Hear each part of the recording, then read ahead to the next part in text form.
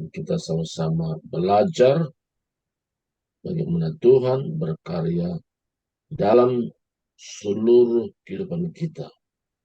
Karena kita tahu kita bisa kuat melewati segala rintangan, halangan, apapun bentuknya, ketika kita bersekutu dengan Tuhan. Ketika kita mengambil keputusan untuk melekat dengan Tuhan. Hari ini kita belajar bagaimana kita merawat, memelihara, supaya kita selalu terkoneksi dengan Tuhan. Ini yang sangat penting untuk kita pahami. Karena ketika kita terkoneksi dengan Tuhan, kita mengalami namanya kekuatan baru.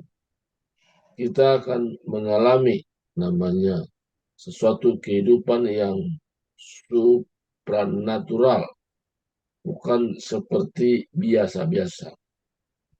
Karena kita tahu bahwa kita hidup ini, kita punya sandaran yang kuat, yaitu Yesus. Nah, bagaimana kita memiliki sandaran yang kuat ini?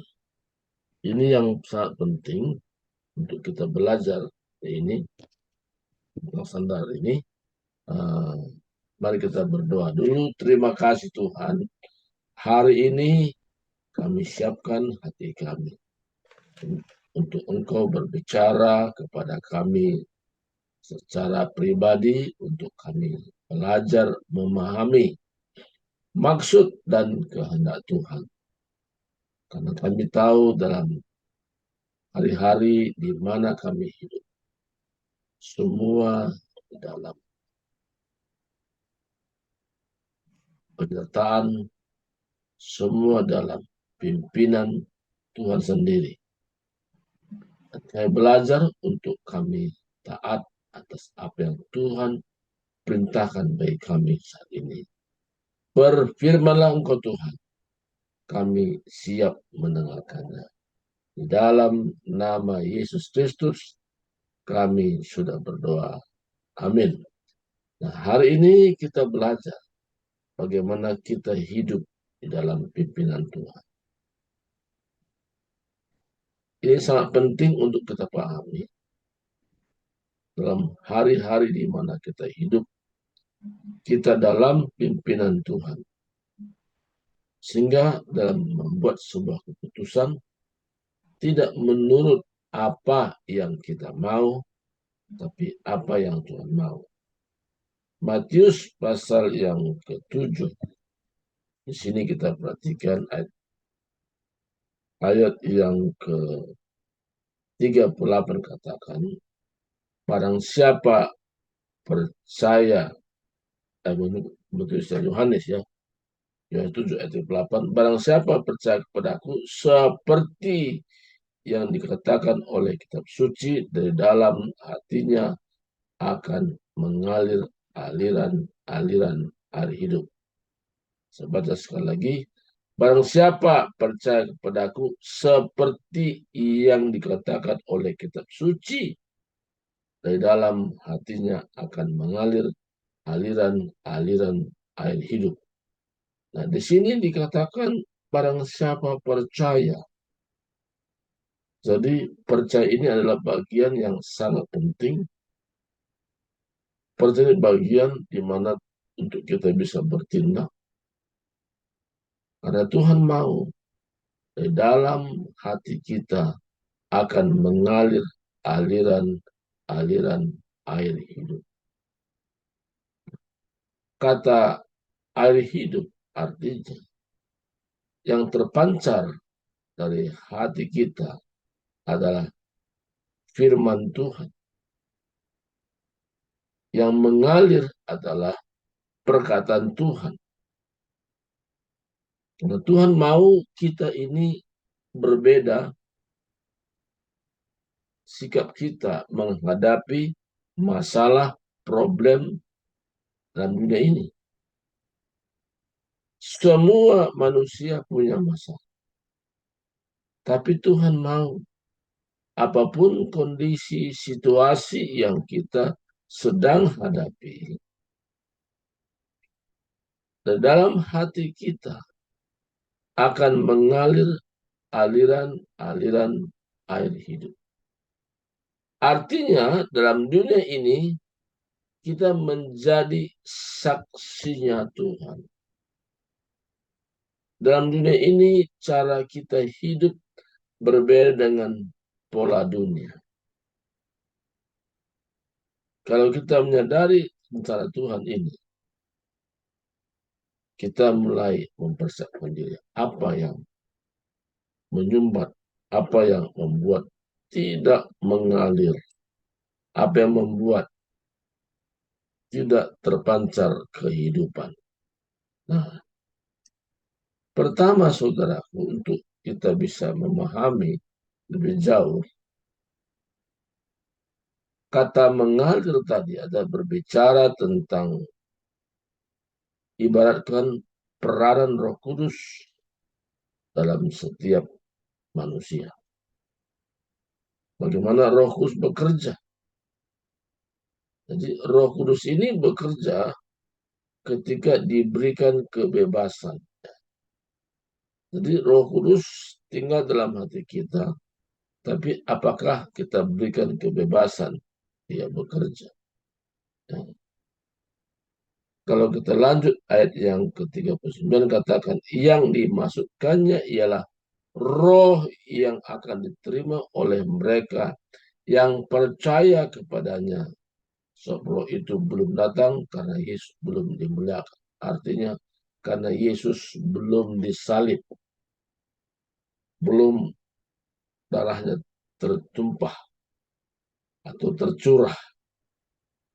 Jadi, tapi sudah dikasih tahu dari awal bahwa kehendak Tuhan di dalam hati manusia yang percaya akan mengalir aliran-aliran air hidup.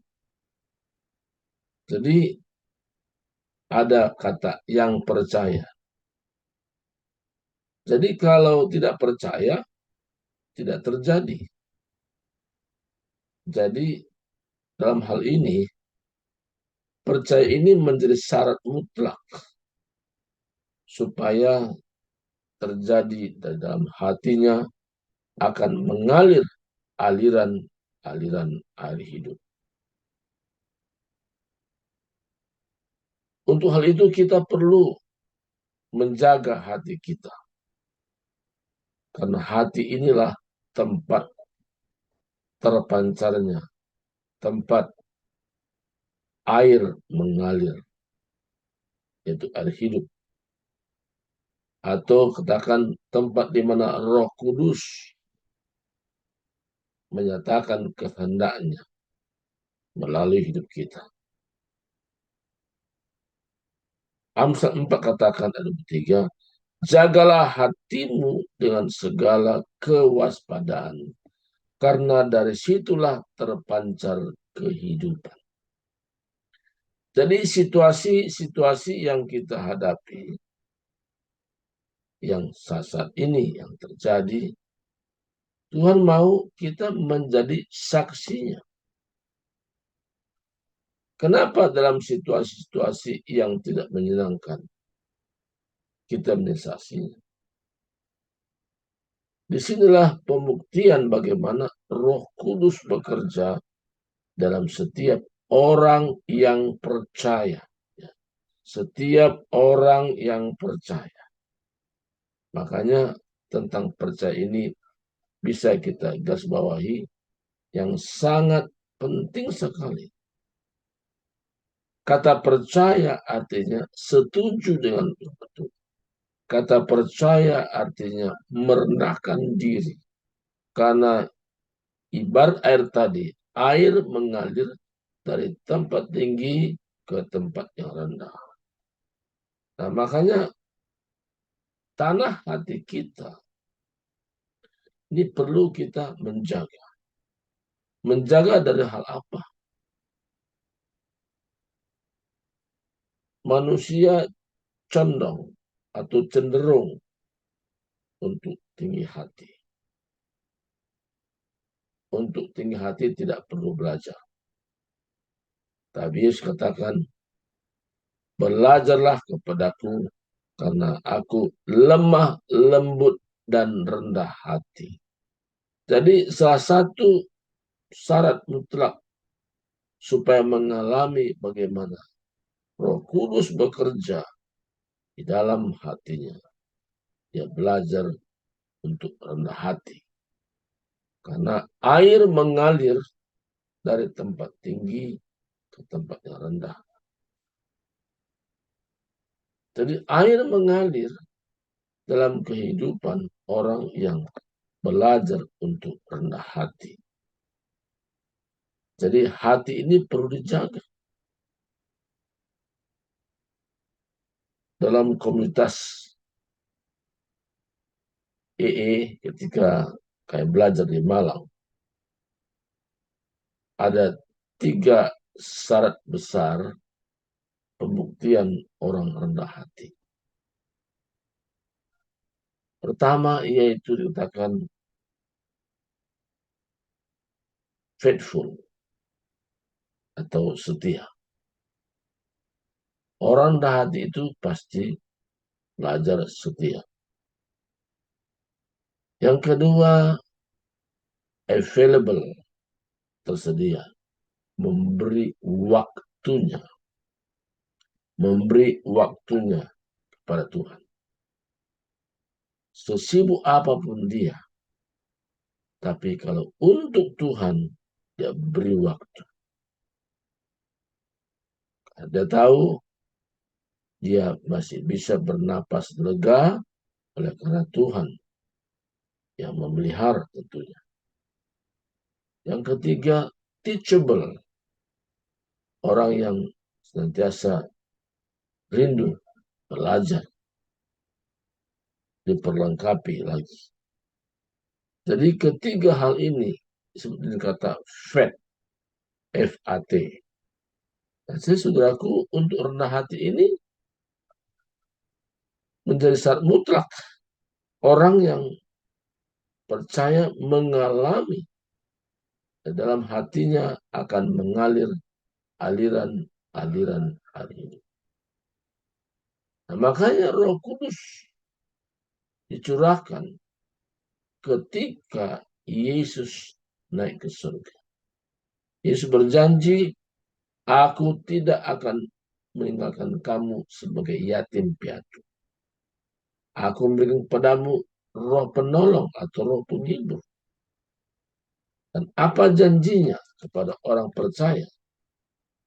Dalam Yohanes 14 katakan, ayat 26, tetapi penghibur yaitu Roh Kudus yang akan diutus oleh Bapakku dalam namaku, dialah yang akan mengajarkan segala sesuatu kepadamu dan akan mengingatkan kamu akan semua yang telah kukatakan kepadamu. Jadi jelas sekali Roh penghibur atau Roh Kudus ini sebagai janji ya Yesus sebelum naik ke surga. Nah, Roh Kudus inilah yang memimpin kita setiap hari. Sehingga kita bisa bercakap-cakap bahkan hubungan yang lebih melekat daripada baju kita. Setiap hari kita bisa berkomunikasi. Jadi bukan hanya hari Minggu. Setiap hari. Nah, makanya kita belajar untuk menjadi pelaku firman. Jadi tidak hanya mendengar saja, tapi kita belajar juga melakukan apa yang Tuhan katakan melalui firman-Nya dan Roh Kudus meneguhkan. Matius 7 ayat 24 katakan, setiap orang yang mendengar perkataanku ini dan melakukannya, ia sama dengan orang yang bijaksana yang mendirikan rumahnya di atas batu. Jadi saudaraku, dalam dunia ini pasti semua punya masalah. Tapi perbedaan orang yang percaya yaitu mendengarkannya dan melakukannya. Mendengarkan dan melakukan. Nah, yang sering terjadi di luar sana hanya tingkat mendengar tapi tidak melakukan. Hari ini arahan Tuhan buat kita. Kita yang percaya, kita yang merindukan dalam hati kita mengalir aliran air hidup. Kita tidak hanya mendengar, tapi kita percaya serta melakukannya. Jadi dua ini adalah penting sekali, mendengar dan melakukan. Dari mana kita bisa mendengar tadi? Yaitu kita menyelidiki hati kita. Apakah kita memiliki hati yang seturut dengan kehendak Tuhan? Yaitu apa kata Yesus? Belajarlah kepadaku karena aku lemah lembut dan rendah hati. Nah, untuk rendah hati ini penting sekali karena ibarat air tadi, dia akan mengalir dari tempat tinggi ke tempat yang rendah. Jadi artinya kita belajar senantiasa dalam hidup kita, sepanjang kita hidup, kita menjaga hati kita agar tetap rendah hati. Karena kalau tidak menjaga, tidak terpancar kehidupan. Jadi menjaga hati ini hal yang sangat penting untuk kita terus-menerus setiap hari, setiap minggu, setiap bulan, hari-hari di mana kita hidup perlu menjaga. Dari hal apa yang kita perlu jaga hati kita? Nah, hidup manusia dipengaruhi dengan apa yang dia lihat dan apa yang dia dengar. Itu sangat mempengaruhi sehingga juga dalam hatinya bisa tercemari. Yaitu pikiran negatif, curiga, atau pernyataan-pernyataan yang keliru, atau dapat sumber berita dari yang salah. Nah, itu akan mencemari sehingga ada sumbatan-sumbatan tadi. Nah, sumbatan ini harus dilepaskan atau disingkirkan atau dibuang. Nah, ketika sumbatan ini tidak ada lagi, maka benar-benar firman Tuhan digenapi dari dalam hati. Setiap orang percaya akan berfungsi tempat air mengalir, yaitu air kehidupan. Bukti orang yang mengalami bagaimana Tuhan menuntun dia, Tuhan bekerja melalui dia, yaitu dari sinar atau raut wajahnya. Karena wajah itu cermin hati. Jadi terpancar kehidupan, terlihat dari wajahnya, wajah yang ceria, wajahnya bukan dikuasai oleh masalah, tapi dia mampu menguasai masalah seberat apapun yang dia sedang hadapi. Dia tahu bahwa Yesus Kristus memberikan kemampuan, memberikan kekuatan, memberikan semangat, menghibur, sehingga masalah itu bukan menjadi masalah, tapi bagaikan sesuatu langkah sebagai pijakan untuk dia bisa meningkat secara rohani. Jadi naik kelas katanya. Jadi kehidupan kita sebagai pengikut Tuhan, kita bagaikan naik kelas. kehidupan kita bukan biasa-biasa, tapi kehidupan kita tampil beda di tengah-tengah dunia di mana kita ada. Jadi Tuhan mau dalam dunia ini bukan kita menghindari masalah, tapi menghadapi masalah bersama Tuhan melalui pribadi Roh Kudus yang bekerja dalam setiap orang percaya. Dasarnya yaitu percaya apa kata Tuhan itu adalah satu kebenaran hakiki yang tidak bisa dibantah oleh siapapun. Tapi perkataan manusia kadang masih bersifat asumsi dan sebagainya. Itu bukan menjadi kebenaran. Di pagi ini, bagaimana kita bisa mendengar suara Tuhan? Harus mengizinkan Roh Kudus bekerja di dalam hati kita. Maka setiap saat, setiap waktu, kalau kami suami istri, kami gunakan waktu pagi-pagi sebelum jam saat teduh. Kalau sekarang jam 5, jadi jam 4 kami sudah berdua bersaat teduh. Tujuannya apa? Supaya kami mengalami bagaimana lawatan Tuhan dalam kehidupan kami. Kadang-kadang kami bersharing. Kadang-kadang kami mulai saling membagi hidup, saling menguatkan, saling cerita. Dan apa yang kita doakan mungkin hari ini, kita doakan juga. Jadi sekalipun dua penutup, sejumlah nama didoakan. Tapi kami juga secara pribadi mendoakan nama-nama orang yang tergabung dalam komunitas The Power of Love ini. Jadi hari ini syarat mutlak untuk kita mengerti dan belajar yaitu percaya kepada firman Tuhan. Bukti percaya kita mendengar dan melakukan. Jadi bukan hanya mendengar saja, tapi mendengar serta melakukan.